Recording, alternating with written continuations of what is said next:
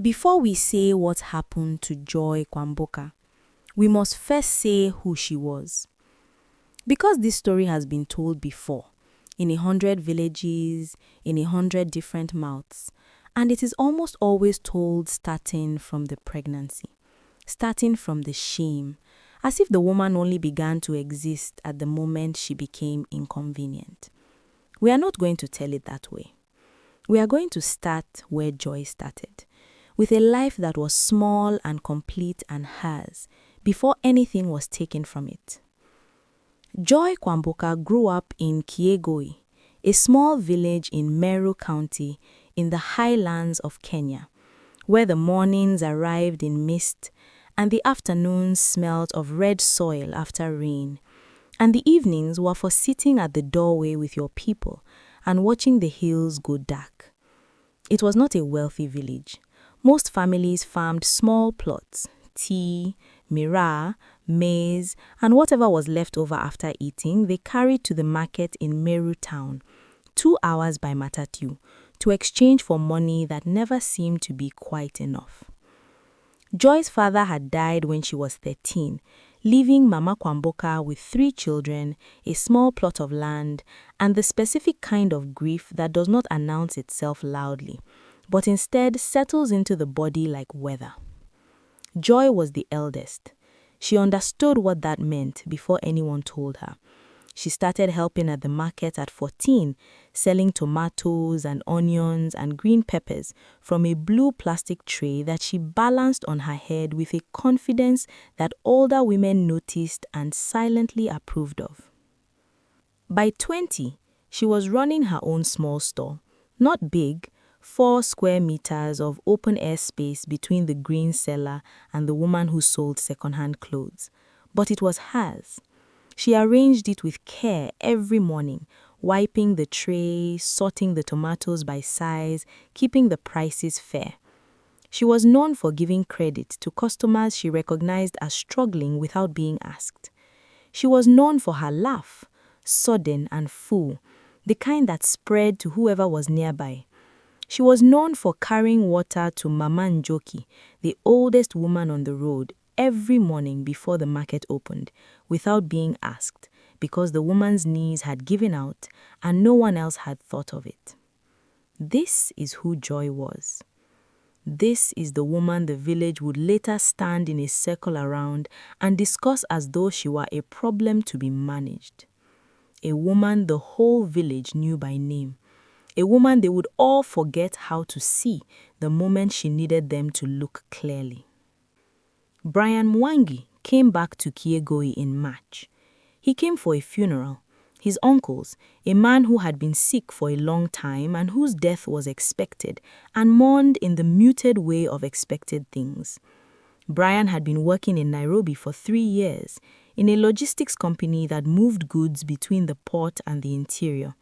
He wore city clothes that fit differently from village clothes. There was a cut to them, a particular intention that announced he had been somewhere else. Women noticed. Men his age measured themselves against him quietly. He and Joy had known each other since childhood. Same primary school, same cluster of families, that specific familiarity of people who grew up within walking distance of each other and know each other's mothers by first name. There had been nothing between them before, but grief does something to time.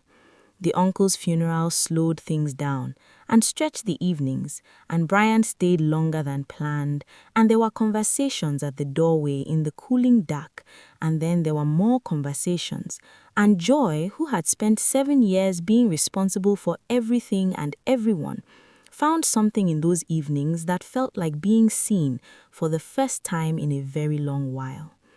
She knew, she will say this honestly later to the people who deserve to hear it, she knew it was not a promise. She knew he was returning to Nairobi. She was 22 years old and she had not been young in a long time, and she made a choice that she understood the consequences of and made it anyway. Because sometimes a person is so tired of carrying everything that they allow themselves just once to put it down. He left on a Monday. He said he would call. He called twice, brief, thin calls that were already retreating. Then the call stopped. Then the number became unavailable. Then Joy realized, in the specific way a woman realizes things her body has known before her mind caught up, that she was pregnant. She sat with this knowledge for 3 weeks before she told anyone. 3 weeks of carrying a secret that was also a life, going to the market every morning, arranging the tomatoes, giving credit, carrying water to Mama and Njoki, laughing her sudden full laugh when something was funny, and inside all of that, this, growing, unchangeable. She told her mother on a Thursday evening, sitting on the step of the house in the last of the light. She said it plainly. Mama Kwamboka said nothing for a long time. Then she stood up and went inside. Then she came back out and sat down and took Joy's hand and said, "We will face it. Whatever comes, we will face it." That was the last quiet thing that happened for a very long time.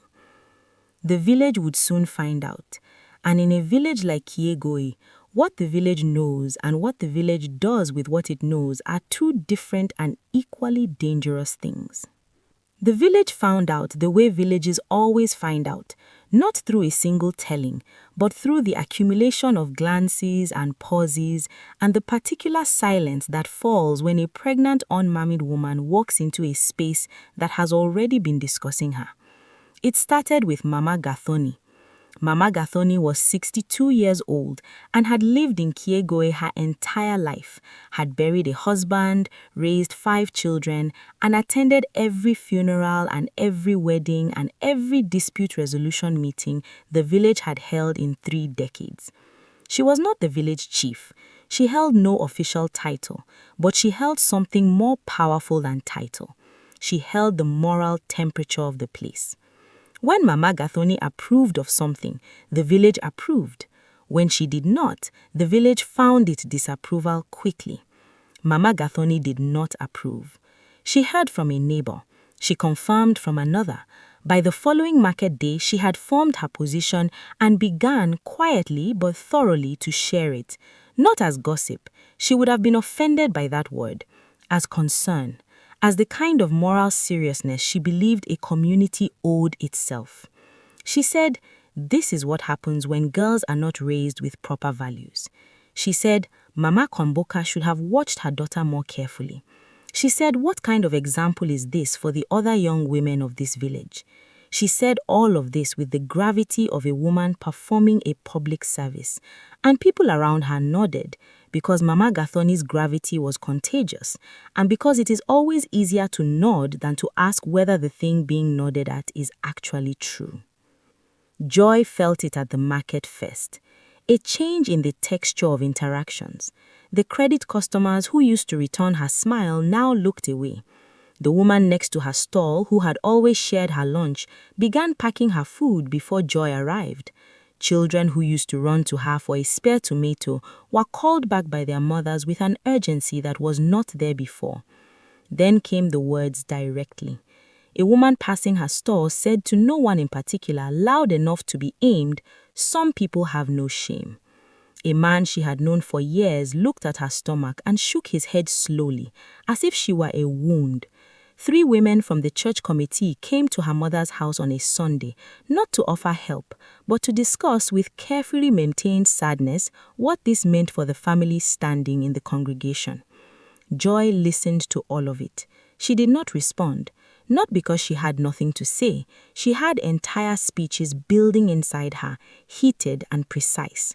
But she understood that a woman who defends herself in a village that has already decided her guilt is simply providing more material for the case against her. So she held it. She went to the market. She arranged the tomatoes. She carried water to Mama and Njoki. She grew her child in silence. Her best friend Grace was kind but afraid.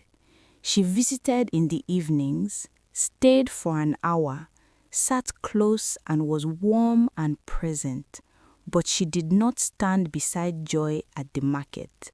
She did not speak up at the church committee meeting. She did not push back when Mama Gathoni's voice led the room. She loved Joy. She simply could not afford, in the economy of village opinion, to love her publicly. Joy understood this. It did not make it easier. This is the particular cruelty of communal judgment. It does not need enemies. It is built entirely by people who consider themselves good. Brian Mwangi came back to Kiegoi on a Saturday in June. Nobody had sent for him. He came because word had reached Nairobi, as word always does, traveling faster than the people who try to outrun it. And he came not to take responsibility, but to manage the story before the story managed him. He arrived in a hired car. He visited Mama Gatoni before he visited Joy, which told you everything you needed to know about what kind of visit this was. What he said to Mama Gatoni and to the other elders and to the cluster of men who gathered to hear his account, he said it quietly and with a specific kind of sadness that men sometimes perform when they are arranging facts.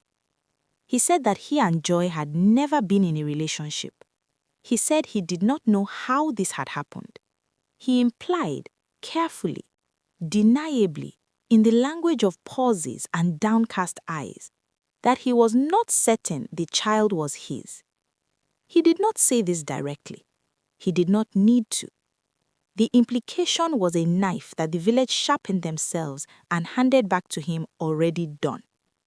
When he came to Joy's house that afternoon, she was sitting on the step with her mother. She saw him arrive and she stood and waited. He stood at the gate. He said, "Joy, I am sorry for how things have gone." She looked at him. She said, "Go and be sorry somewhere else, Brian." He said, "I have spoken to the elders. There may be some process." She said, "A process? My child is 4 months inside me, and you have come to speak to me about a process." He looked at her with the expression of a man who had been hoping for a different response so he could leave feeling better about himself. She did not give him that. She stood straight and looked at him and said nothing more, and after a moment, he left. What he had done before the elders was worse than what she could have imagined. She found out 2 days later when Mama Gatoni called a community gathering in Baraza, a meeting of the village under the old acacia tree where important things had always been settled. Joy was summoned. She was not invited. There is a difference. She went with her mother. Mama Kwamboka had said, before they left the house, "Hold your head up. Whatever they say, hold it up." She held it up. They stood before the gathered village and Mama Gatoni spoke first, as she always did. She said that this situation had brought shame to the community. She said that certain arrangements had been proposed and rejected, which was Joy's right, but also reflected a stubbornness she found concerning. She said that until this matter was resolved, it would be better for the family if they stepped back from certain community activities. Stepped back. The language of a clean dismissal, made to sound like a suggestion. Joy's mother started to speak. Joy put a hand on her arm. She spoke instead. She said, "I am not ashamed of my child. I am not ashamed of being a woman. I have served this market and this community since I was 14 years old, and I will continue to do so. If stepping back is your wish, that is your right. But I will not do it. I will stand in this market every day. I will carry water to Mama Nyoki every morning. I will carry my child, and I will not look down when I walk." The silence afterward was the kind that could go either way. It went the wrong way. Mama Gatoni said quietly, with devastating finality, "Then we cannot help you." Joy walked home with her mother through the village, and people watched them from doorways, and nobody said a word. P.S.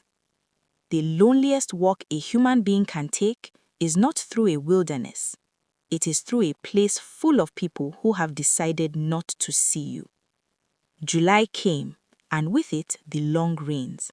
And with the long rains came the particular misery of a body growing heavy in a world that was growing heavier in a different way.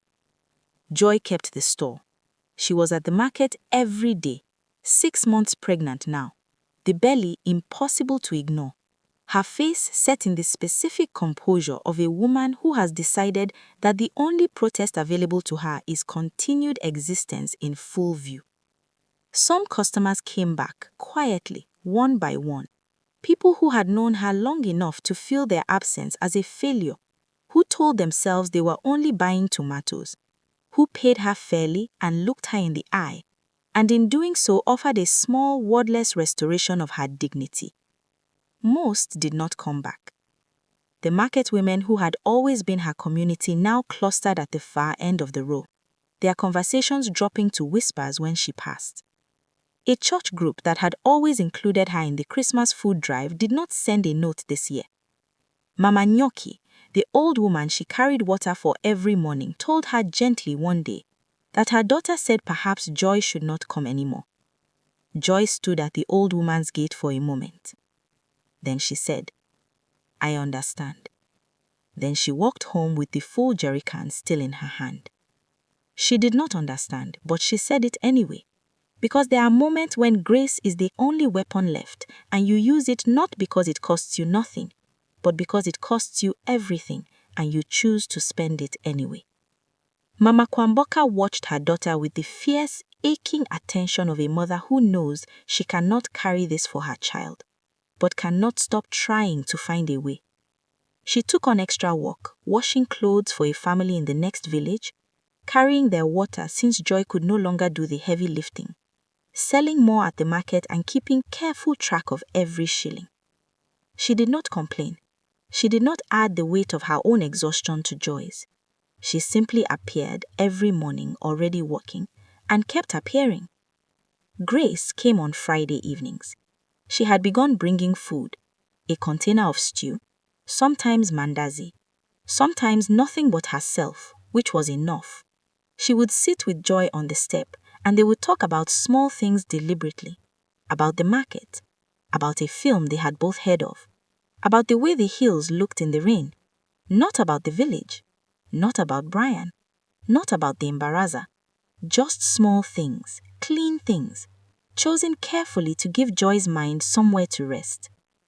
Joy would not say this aloud, but these Friday evenings were what kept her from the darker version of herself she sometimes visited in the 3 a.m. hour when the baby kicked and the loneliness was loudest. It was on one of those rainy Fridays that everything changed. She was at the market, under her tarpaulin, rain coming sideways off the hills, the mud red and deep between the stalls. Most vendors had packed up and gone. Joy had stayed because there was a family she had promised a crate of tomatoes, and they were coming from far, and she would not make them come for nothing. She was alone in the row, tired and wet, and 7 months pregnant, when a vehicle came too fast around the bend of the road and hit a rut and slid sideways and stopped in the mud at an angle, engine still running. A man got out. He was tall, quietly dressed, simple dark trousers and shirt, no jacket, now soaked through in 10 seconds.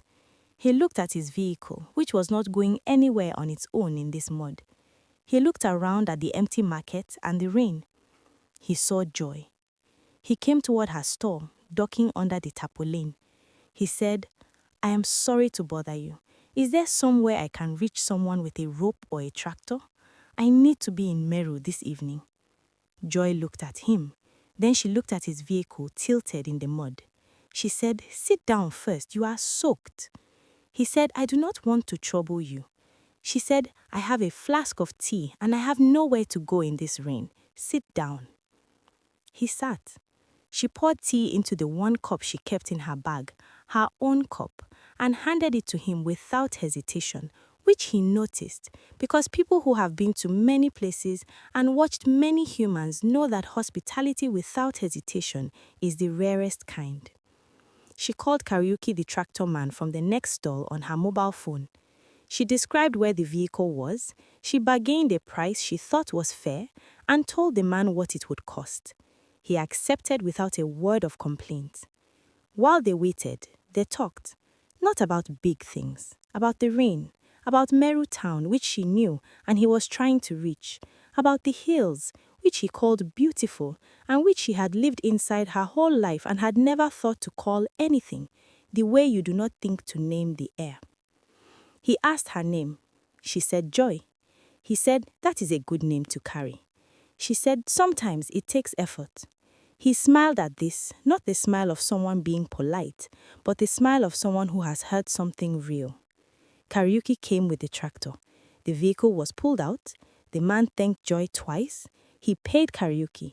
Then he reached into his wallet and placed money on Joy's tray, not for the tea. She had offered no price, simply placed it there with a nod, the way someone does when they understand that dignity does not accept charity, but that what he was leaving was not charity, but recognition. Then he drove toward Meru in the rain. Joy put the money in her pocket. She counted it that evening at home and sat still for a long moment. It was more than she earned in 3 market days. She did not know who he was. She did not know she would see him again. She did not know that he had watched this whole village from the side of a muddy road and understood something about it that would take weeks to reveal itself. Destiny rarely announces itself. It arrives soaked through in someone else's rainstorm, drinking your tea from your own cup, watching you with the attention of a man who already knows something you do not yet know about yourself. His name was Daniel Omondi Abuya. Nobody in Kegoi found this out immediately, because nobody in Kegoi thought to ask. He had passed through. He was a stranger. In the hierarchy of things worth discussing in a village that already had Joy Kwamboka to discuss, a passing stranger barely registered. But Daniel had registered the village. He had been at the market that rainy afternoon longer than Joy knew. He had arrived early, before the rain turned serious, looking for the road to Meru, and parking at the far end of the market to check his phone for directions. He had been there when a woman passed Joy's stall and said audibly those words, "Some people have no shame." He had seen Joy's face receive those words and not flinch. He had seen the way the stalls around her were empty of women who had been there minutes before. He had seen Mama Nyoki's granddaughter walk past Joy with her eyes deliberately ahead. He had seen a 7-month pregnant woman alone in a row of empty stalls in the rain, still at her post because she had promised someone tomatoes. He had been watching Kenya's most beautiful and most cruel tradition, the way a community can build itself entirely on the bones of one person it has decided to exclude, for 38 years of his life. He had been born poor, in a 1-room house in Kisumu, the son of a fish seller who was also the son of a fish seller. He had studied on scholarships he fought for and worked in logistics first at the port and then for himself and then for something much larger than himself, and he had never once forgotten what it felt like to be the person a room arranged itself away from. He returned to Kegoi 10 days later, not in the dusty road vehicle, in a clean car that was not ostentatious but was clearly expensive in the way that really expensive things are. He drove to the market. He found Joy's stall. She looked up when he arrived. She recognized him for a moment. She said, "Your vehicle is working." He said, "Thanks to you. Can I sit?" She gestured to the crate beside the stall. He sat on a crate beside a pregnant woman's tomato stall in an open-air market in Meru County, and he bought tomatoes he did not need, and he asked her questions, real questions, not polite questions, about the market, about what she grew, about how long she had been here, about what Kegoi was like. She answered carefully at first, with the caution of a woman who has learned that people who ask questions are not always people who want answers. Sometimes they want the performance of answering to collect something from. But he kept asking and the questions kept being real, and after a while the caution left her voice, and she spoke the way she used to speak before the village turned its face from her. He came back the following week, and the week after. The village noticed. Of course the village noticed. A man in a good car returning to a disgraced woman's stall was the most interesting thing to happen in Kegoi since the Mbaraza. And the Mbaraza was about Joy as well, so the village felt a particular proprietary interest in this development. Mama Gathoni sent a younger woman to find out who he was. The younger woman came back with nothing definitive. A businessman from Nairobi was all she could gather, which told you everything and nothing. Someone said he had a phone that looked expensive. Someone else said he had eaten at a small hotel in town and left a tip that the waitress was still talking about. The interpretation of his visit evolved rapidly in the village's imagination. First, he was a fool who did not know Joy's situation. Then, someone should tell him. Then, perhaps, someone had told him, and he was the kind of man with that kind of interest in that kind of woman. None of these interpretations were kind to Joy.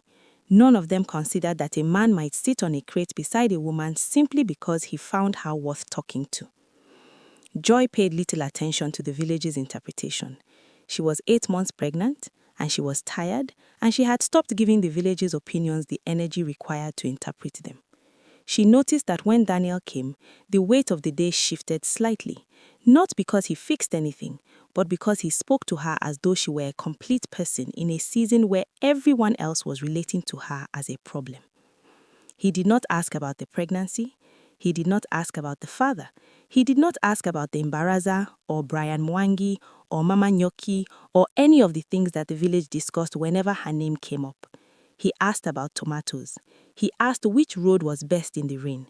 He asked what the hills were called, and she told him the Meru names, and he repeated them carefully, as if the names mattered, which they did. One afternoon, he said, "I want to say something to you, and I want you to hear it as it is meant." She said, "Say it then." He said, "I was at this market the day of the heavy rain longer than you knew. I saw what this village does to you, and I have thought about it for 2 weeks. A person who continues to show up with that kind of dignity under that kind of weight is someone I have very rarely met. I am not saying this to flatter you. I am saying it because someone should say it to you, and it seems no one has." Joy looked at him. She was quiet for a long time. Then she said, "It is easy to have dignity when you have no other choice." He said it is the hardest thing it is, which is why most people choose shame instead. She looked back at her tomatoes. She rearranged one that did not need rearranging. She said, "Why are you really here?" He said, "I am here because I want to, and because I believe some situations deserve a witness." A witness. Not a rescuer, not a savior. Someone who sees clearly and refuses to look away. In a world full of people performing blindness, a witness is more powerful than all of them combined. Joy's daughter was born on a Tuesday in August in the small district hospital in Meru town, with Mama Kwamboka holding her left hand and Grace holding her right. She named her Imani, which means faith, not because Joy was a woman given to grand gestures or symbolic names. She was practical, earthbound, a woman who counted tomatoes and kept ledgers and believed in things she could carry.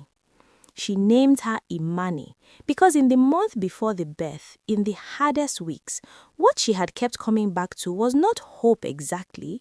Hope requires a belief that things will improve, and she was not certain enough to call what she had hope.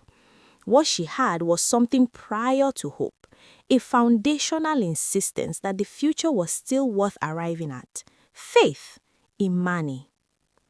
The baby was healthy, 7 pounds, dark-haired, furious at the world in the specific way of newborns who have been told nothing about what they are arriving into and arrive loudly. Joy held her in the bluish hospital light of early morning and said, I know, but we are here now." She stayed 2 days in the hospital. When she came home to Kiegoi, she walked through the village with the baby wrapped against her chest in a kanga and her head as high as she had promised to keep it. Mama Gathoni saw her from her doorway. Mama Gathoni said nothing. For the first month, Joy rested and nursed and slept in the broken way of new mothers and let Mama Kwamboka do the market. Then she went back. She took Imani in a carrier on her chest and she went back to the store and she arranged the tomatoes and she opened for business. Daniel had sent a message when the baby was born. How he had gotten the number she did not know, though Grace had met him once and there were few secrets in a village. The message said only, "Congratulations, I hope mother and child are well. I will come when you are ready for visitors." She messaged back, "We are well. Come on Saturday." He came on Saturday. He sat on the crate beside the stall and looked at Imani for a while, the way people look at newborns when they are genuinely moved by them and trying not to perform the moving. Then he looked at Joy and said, "She has your composure already." Joy said, "She has my mother's stubbornness, which is better." He laughed. She had not heard him laugh before. It was a good laugh, warm and unhurried, not the laugh of a man performing ease, but of one who actually felt it. Over the following weeks, something shifted between them. It was not dramatic, it did not announce itself. It was the accumulation of Saturday visits that became weekday calls, and calls that became long, and conversations that started about the market and ended somewhere much further inside both of them. He told her about Kisumu, about his father's fish stall and the smell of the lake and the way poverty has a specific sound. Not silence, but a particular kind of occupied noise. People making too much happen in too small a space. He told her about the scholarship he almost not taken because the form required a birth certificate he did not have, and how his primary school teacher had driven to Nairobi herself to sort it out and never mentioned it again. Joy told him about her father, about how she had been at the market the day he died and had come home to a house that felt structurally different, as if a wall had been quietly removed. About carrying water to Mamanjoki and how even after Mamanjoki's daughter had told her not to come, she had left a jerrycan at the gate every morning anyway and never said a word about it. He said, "You just kept going." She said, "What is the other option?" He said, "Most people choose the other option." She looked at Imani sleeping against her chest and said, "I have Imani now. The other option does not exist." He said, "It did not exist before her either, for you." She thought about that for a long time after he left. We do not always see ourselves clearly until someone looks at us with the attention we have never given ourselves. Sometimes, the most world-changing thing another person can do is simply see you accurately. By the time Imani was 3 months old, the village had updated its story about Joy. This is what villages do. They do not reverse their judgments, they update them. The judgment remains intact. The scaffolding simply shifts to accommodate new information. The new story was, a man has taken an interest in Joy Kwamboka. Nobody knew exactly who he was, but he drove a good car and came regularly and spoke to her at the stall with an ease that made people recalibrate. Mama Gathoni heard this and updated accordingly. She began to refer to Joy in conversations with a slightly softened tone. Not apologetically, she was not a woman built for apology, but with a managed distance that signaled she was watching developments with an open mind. The women who had clustered at the far end of the market began to drift back towards Joy's store. One of them said, as if no time had passed, "Your tomatoes are always the freshest in this market." Joy said, "They have always been the freshest." The woman did not hear the steal in this, or she heard it and chose not to. Joy noticed all of it. She catalogued it without expression. She did not turn people away. She was not built for cruelty, and turning a customer who had returned was a cruelty that would cost her more than it cost them. But she did not pretend the months had not happened. She served people. She was fair. She was not warm the way she had been before, not with the open-handed warmth that had made her who she was. That warmth was still there. She was simply more careful now about where she directed it. Daniel watched this too on his Saturday visit. He said nothing about it. He had come to understand that Joy did not need his commentary on her life. She needed his presence, and he gave it. One Saturday, he did not come from Nairobi. He came from Meru town, where he had spent the week. This was unusual. He brought mangoes and avocados from the market and he sat at the store, and Mama Kwamboka came to take the baby for a walk. And for the first time, Joy and Daniel were alone, relatively, in the mid-morning quiet at the store. He said, "I want to talk to you about something." She said, "You have been quiet for 3 weeks. I have been waiting." He said, "I am a careful man. I did not want to say something before I was sure of it." She said, "Say it then." He said, "I have been coming to Kiagoi for 4 months, every week, not for the market and not out of pity, though some people here have decided both of those things. I have come because of you. Because in all the years I have been building and moving and making decisions, I have rarely sat with someone and felt that the sitting itself was exactly the right use of my time. You make me feel that, and I am not young enough or foolish enough to walk away from that when I find it." Joy looked at the mango in her hand. She said, "Daniel, you know my situation." He said, "I know your situation. Your situation is that you are a woman raising a daughter alone with more grace than most people manage their easiest days. That is your situation." She said, "People will talk." He said, "People are already talking. People were talking before I arrived. People will talk regardless of what either of us does. I stopped organizing my life around what people will say a long time ago." She looked at Imani sleeping against her chest and said, "Imani is part of this. She is not a complication. She is not a footnote. She is part of this, or there is no this." He said, "I know who Imani is. I brought avocados." And Joy laughed, her sudden full laugh, the one that spread to whoever was nearby, the one that she had not laughed freely in 8 months. It came back all at once, completely itself, unchanged by everything that had tried to diminish it. Mama Kwamboka, coming back around the corner with the baby, hid it and stopped walking. She stood still with her granddaughter in her arms and listened to her daughter's laugh in the market air.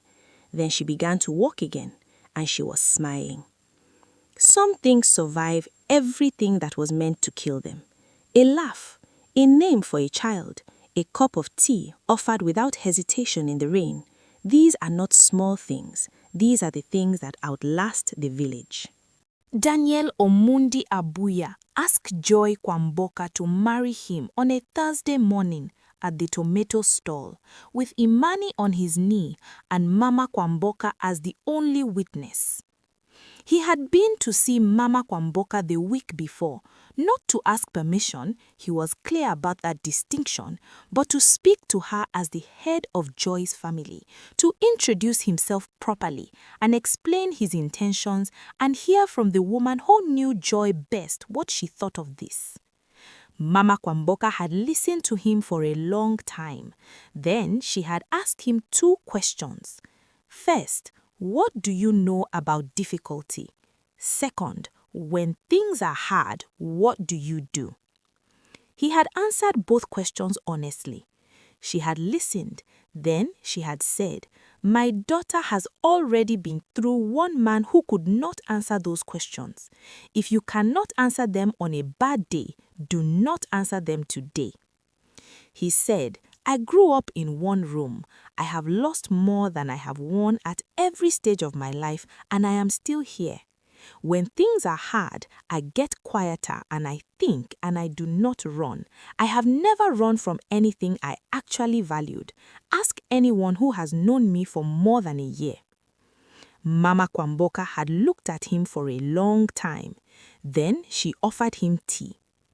Now he sat on the crate at the stall with Imani, 3 months old, absolutely uninterested in any of this, on his knee, and he said to Joy, "I am not going to make a speech. You know me now. You know what I am offering and what I am not.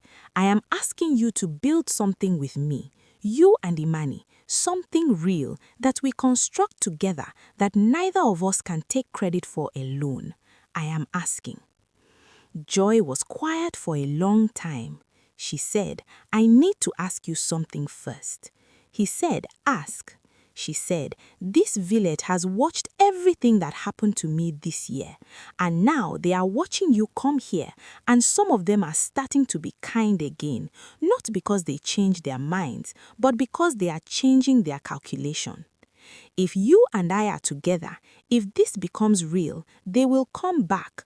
All of them, Mama Gatoni, the women from the church committee, the men who shook their heads at me. They will come back and they will be warm and they will act as if they were never anything else. And I need to know, how do you want me to receive them? He looked at her steadily. He said, how do you want to receive them? She said, I want to be kind because I am Joy Kwamboka and I have always been kind and I refuse to let what they did take that from me. But I also want them to understand that I know exactly what happened and I have not forgotten it. Not to punish them, to be honest, because I will not build a false peace on top of a real wound. He said, then do exactly that. Be kind and be honest. It is not a contradiction. It is the most powerful combination in the world. She said, yes. He said, yes. She said, yes, Daniel, I will build something with you. He reached over and took her hand. Then he looked at Imani. He said, she has your eyes. Joy said, she has my mother's eyes. We all do. The most courageous thing Joy Kwamboka did was not survive the shame. It was decide, after all of it, to remain herself, to stay kind, to say yes from a place of wholeness rather than desperation. That is the kind of yes that builds things that last. The news that Daniel Omondi Abuya was going to marry Joy Kwamboka went through Kiegoi in an afternoon. And then, because these things always have a second chapter, someone looked him up. A younger woman who knew how to search on her phone typed in his name and company and sat with what came back for a long moment and then walked to Mama Gatoni's house and showed her the screen.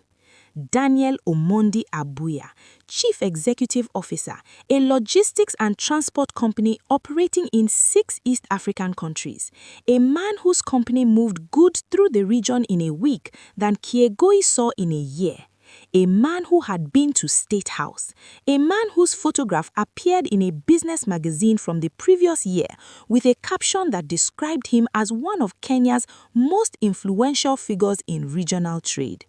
Mama Gatoni held the phone and looked at the photograph for a long time. She handed the phone back without a word. The village's recalculation was swift and total. By the following morning, Mama Gatoni had been to visit Mama Kwamboka with a gift of maize flour and tea leaves, and had sat for an hour speaking warmly about Joy's character and how she had always believed the child would find her way. 3 women from the church committee sent messages through their daughters asking if there was anything the family needed for the wedding preparations. The man who shook his head at Joy's stomach appeared at the stall to buy tomatoes he did not need and said, looking at the tree, best tomatoes in the market, these ones.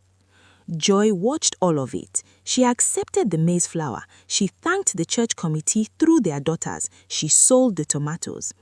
She did not perform warmth she did not feel. She did not pretend the months away. She was polite and fair and measured, and if people wanted to interpret that as forgiveness, they were welcome to, but Joy knew it was something different. It was clarity.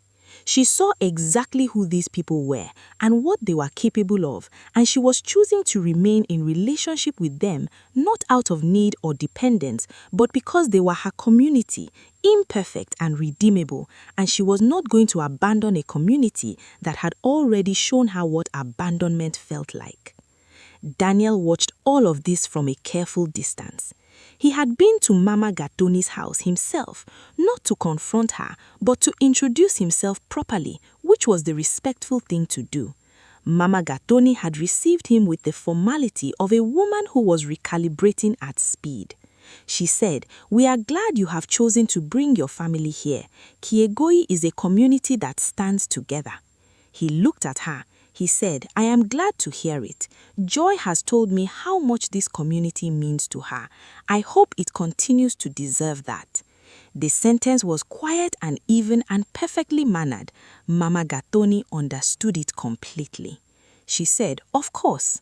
He said, "Good." Then he thanked her for her time and left. Grace, who had been afraid, came to Joy the night before the wedding. She came alone, late, after everyone else was asleep, and sat at the step and she said, "Joy, I need to say something." Joy said, "Say it." Grace said, "I was not brave enough when it was hardest. I was there, but I was not brave enough, and I am sorry. I know it is not enough to say it now, that things are different. I know that." Joy looked at her oldest friend for a long time.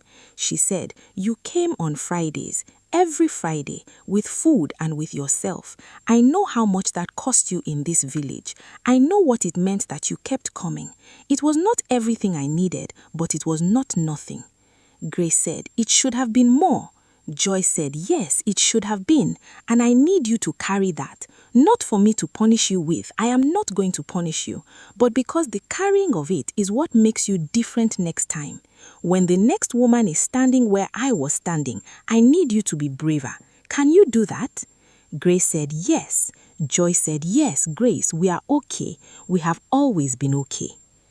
The wedding was held on a Saturday in November, at the church in the center of Kiegoi, the one Joy had attended since childhood, the one whose committee had visited her mother to discuss her standing. She had chosen to marry here deliberately, not as a gesture of triumph. She was not a woman who organized her choices around what would look like triumph to the people who had wronged her. She chose this church because it was her church, because she had been baptized here at 3 months old in this same building, which was something the building had not asked her permission to do, and she was not going to let what had happened here make her a stranger to the God she had always found in the rafters and the old hymns and the particular quality of light that came through the east window in the morning. She wore a white dress that her mother had helped her choose in Marytown. Not elaborate. Joy was not an elaborate woman. Simple white cotton, which was not what she had worn in any fantasy of a wedding she had once allowed herself, because those fantasies felt very far away now, in another version of herself. This cotton, this simplicity, felt like who she actually was on this day. She walked in with her mother on one side and Imani on her hip on the other. She had thought about this. Daniel had offered to carry Imani during the ceremony. Joy said, "Imani walks into this marriage with me. She does not wait outside. She is part of this family from the first step." So Joy walked in with her daughter on her hip and her mother at her side, and the church was full, and the people who had shunned her were in the same pews as the people who had never abandoned her, and she looked at all of them with the same open, clear expression, because she had decided not to spend this day performing the differences between them in her face. Daniel was waiting at the altar. He was wearing a good suit, nothing ostentatious. He looked at her walking down the aisle, and his face did something that weddings are specifically designed to produce, but that most weddings only approximate. His face showed that he was seeing someone he had chosen with his whole self and was not afraid of having chosen. Joy walked to him. She transferred Imani to Mama Kwamboka, who was waiting at the front. She stood beside Daniel. The pastor spoke. They said vows, the ones written and then the ones they had added themselves, a sentence each, private and not read from a card. Daniel said, "I promise to see you clearly and to say what I see." Joy said, "I promise to remain myself, so there is always something real to see." Imani, held by her grandmother in the front row, made a sound at this moment. Not a cry, a sound of simple presence. The sound of a baby announcing that she is here, that she exists, that whatever is happening, she is part of it. And the church laughed, and something in the room that had been held together by formality released and became something warmer and more true. After the ceremony, outside in the November sun, Mama Gatoni approached Joy. She stood before her. For the first time in Joy's memory, Mama Gatoni looked uncertain. She said, "Joy, I want to say..." Joy said, "Mama Gatoni, you do not have to." The old woman looked at her. Joy said, "I know what happened. I know what you said and what you organized and what it cost me. I am not going to pretend that I do not know. but I am also not going to hold it over you for the rest of your life, because I refuse to spend my life in a conversation about the past when I have Imani and Daniel and my mother and today. I want to move forward. If you want to move forward too, the door is open. Mama Gatoni said, "You are a bigger person than I gave you credit for." Joy said, "You never gave me credit. That is the whole story." She said it without anger. She said it the way you say a fact you have made peace with. Then she smiled, the sudden full smile, the one that spread, and she touched Mama Gatoni's arm briefly and walked back to her husband and her daughter. Mama Gatoni stood alone for a moment, then she straightened herself and went to find the food table. She was a woman who did not cry in public, but her eyes were bright. The woman who extends grace to the people who failed her is not weak. She is operating at a level most human beings never reach. She has decided that she is too busy living forward to be stopped by looking back. A year after the wedding, Joy Kwamboka moved to Nairobi. Not because she had to. Daniel's company had offices across the region, and he could base himself in Meru. He had offered. She had thought about it seriously, which was her way. Then she said, "I want to go where things are possible. I have something I want to build." What she wanted to build had started as an idea that visited her during the long months when the village had turned its face from her, and she had sat at the stall with nothing but time and tomatoes and thought. She had thought about all the women like her, in Kiegoi and in 1,000 villages across Kenya.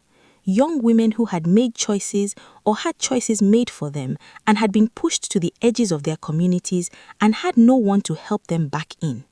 Not back into the judgment of those communities, but back into themselves, back to their capacity, back to what they could become if someone gave them a resource or a skill or simply the sustained attention of a person who believed they were worth it. She began to write it down in a notebook during the pregnancy, in the evenings when Mama Kwamboka was asleep and the village was quiet. Not a business plan exactly. She had not known the words for that yet. A description. What she would do if she could. A market women's fund, she had called it, not knowing there were proper words for such things in the world of finance and development. A way for women who sold that market to save together and lend to each other and not be at the mercy of the banks that would not look at them and the family members who would take without giving back and the whole system that had been designed without women like her in mind. In Nairobi, she had access to people who knew the words. Daniel introduced her, not as his wife who had a nice idea, but as a woman who had designed something practical from lived experience and needed the expertise to formalize it. She met a woman from a microfinance organization who sat with Joy's notebook for an hour and said, "This is not new conceptually, but the way you have designed it from the ground up, the trust mechanisms, the credit history approach for informal sellers, this is real. This could work." It took 18 months of meetings and revisions and a small pilot in Meru County, run through the women Joy knew from the market she had never fully left in her mind. The pilot reached 40 women in the first 6 months, then 80. Then the number stopped being a pilot. She named it Imani, the same faith she had named her daughter, the same prior to hope, the foundational insistence that the future is worth arriving at, even when you cannot see it yet. She went back to Kiegoi twice a year. She sat at the old stall with her mother, who still ran it and had expanded to 2 trays now and arranged tomatoes by size and gave prices fair and gave credit to customers who could not pay, because some things do not change when you become a different version of yourself. The best things stay. Imani grew. She was a child who met the world the way her mother had always met it, directly, without flinching, with a laugh that came suddenly and spread. She had Daniel's deliberateness and Joy's warmth and something entirely of her own that neither of them could claim credit for, which is the best thing a child can have. Brian Maweng heard about everything that happened, as people hear about things in the connected geography of Kenyan community. He sent a message through a mutual friend once, something about wanting to be part of Imani's life. Joy replied to the mutual friend. She said, "Imani has a father. If Brian wants to have a relationship with his biological daughter when she is old enough to choose it herself, that conversation is between him and her.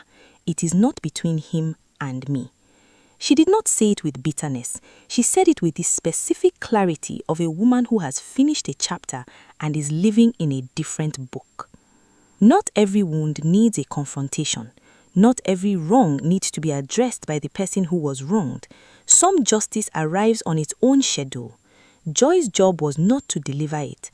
Joy's job was to live so fully that no one who had tried to dim her could ever claim the credit. Let us now see what this story is actually about. Because it is easy to hear a story like this one and reduce it to its most dramatic frame. A poor girl was shamed, a rich man arrived, she married well, she won. This reading is available.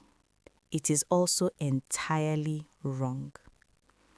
Joy Kwamboka did not win because Daniel came. She was already winning, quietly, expensively, in full view of a community that had stopped looking. She was winning the morning she walked back to the market 8 months pregnant and arranged her tomatoes. She was winning when she spoke at the Mambaraza and held her head up.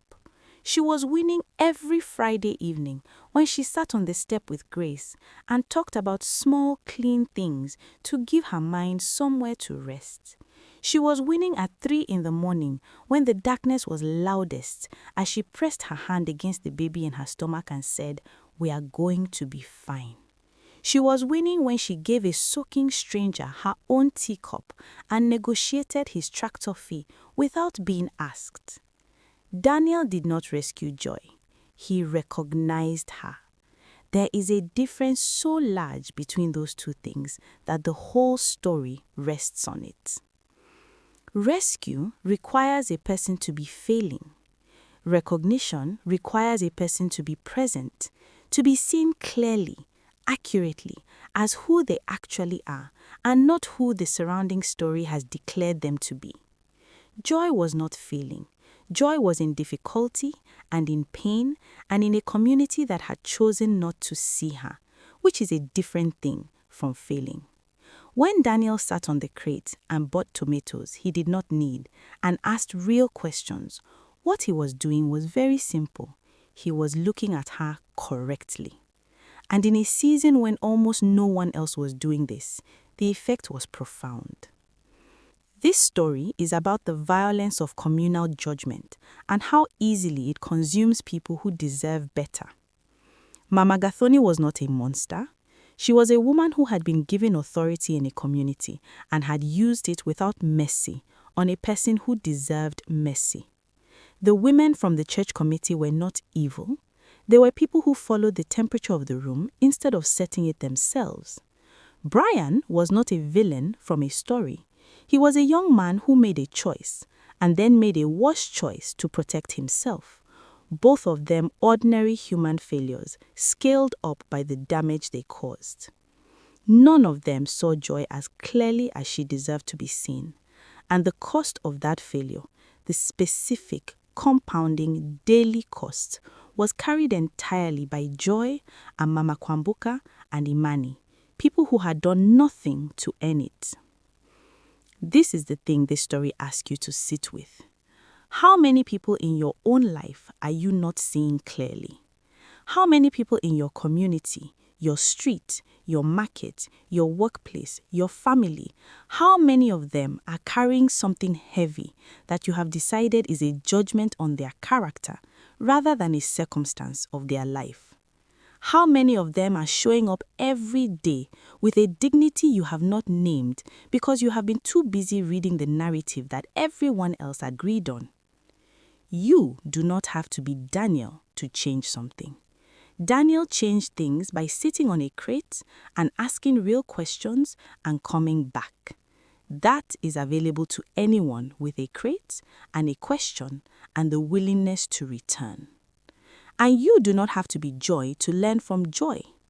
What Joy teaches is not how to endure shame gracefully. What Joy teaches is simpler and more demanding than that. She teaches that your identity is not what the village decides about you. Your identity is what you do when you walk back to the store the morning after they have decided. It is the tomatoes arranged by size. It is the credit given without being asked. It is the tea offered from your own cup to a stranger in the rain. These things are not the footnotes of Joy's story. They are her story. The village was watching to see if Joy would break. Joy was busy building something the village had not yet learned to see. This is always how it goes. The people watching the fire to see when it will die out have missed the fact that the fire is already warming a house they cannot enter. There are things this story needs to say to specific people before it closes. To the woman who is where Joy was at the beginning, unmarried, pregnant, carrying something the people around her have turned into a verdict. This story is not telling you your life will go exactly as Joy's did. It is not promising a Daniel or a Nairobi or a fund called Imani. Life does not make that promise. But what this story is telling you, what it insists, is that the community's verdict is not the final verdict. Not the community's verdict, not the man's verdict, not the church committee's verdict, not the Mama Gathoni of your particular village. The final verdict is the one you write with your own continued existence. You are still here. Keep going. Keep arranging the tomatoes. Keep carrying the water. Keep being who you are in the full view of everyone who has decided who you are not. That is not a small thing. That is everything. To the grace in this story, the friend who loves but is afraid, your fear is understandable. Community is not a small thing to risk. Social belonging is not a small thing to lose. But the woman who needs you on a Tuesday does not need a perfect friend. She needs a present one. Come on Friday. Bring what you have. Say less and sit closer. And when the next woman stands where your friend stood, be braver than you were before. Let this story be the practice. To the Mama Gathoni, the person whose opinion sets the temperature, who has genuine authority in a community and uses it, this story is not asking you to be perfect. It is asking you to be slower, to pause before the verdict, to consider that the woman you are discussing has a name and a history and a capacity that your verdict does not account for. To ask what it cost her when you set this temperature this way. To understand that being the most influential person in the room comes with the specific responsibility of using that influence on behalf of the most vulnerable person in the room, not as a weight against her. To Mama Kwamboka, the mother who says we will face it and then faces it every day, without flinching, without adding her exhaustion to her daughter's load. There is no adequate language for what this kind of mother does in the world, but the story sees you. It has seen you from the first paragraph. You are not the background of your daughter's story. You are part of its architecture. The steel rod inside her, that is yours. The way she held her head at the Mambaraza, she learned it from watching you hold yours. The world does not say enough about women like you, and this folktale is saying it now. And to Joy herself, not the character, but the real person, whoever is listening to this who recognizes her story in their own. You are going to be, one day, in a position where someone who failed you needs something from you. They will come back warmer than they left. They will speak of community and togetherness and bring maize flour. They will act as if the months did not happen. You are not obliged to pretend the months did not happen. But you are also not obliged to be defined by them. You can receive people, you can be kind, you can keep the door open and the temperature honest, and move forward into your life without dragging the past behind you like a punishment you are still serving. The rain happened. You walked through it. What grows on the other side of rain is not spite. It is not revenge. It is not the performance of triumph in front of people who doubted you. What grows on the other side of rain is simply more life, larger, rooted, fed by exactly the kind of water that difficulty brings. You walked through the rain. See what grows. The last image of Joy Kwamboka is not of a wedding. It is of a Tuesday morning in Nairobi. A different Tuesday, a different city, a different life than the one that was almost extinguished in a village in Merrill County. She is at her desk in the small office of the Imani Fund, which has now reached 300 women across 4 counties, which is the kind of number that has attracted the attention of people with money who want to put it somewhere that works.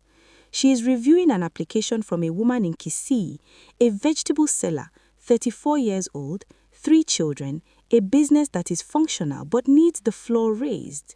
The application has a photograph, a woman in a market, arranged vegetables in front of her, head up, eyes direct, the specific posture of a person who has decided that continuing is the only available option and made peace with it.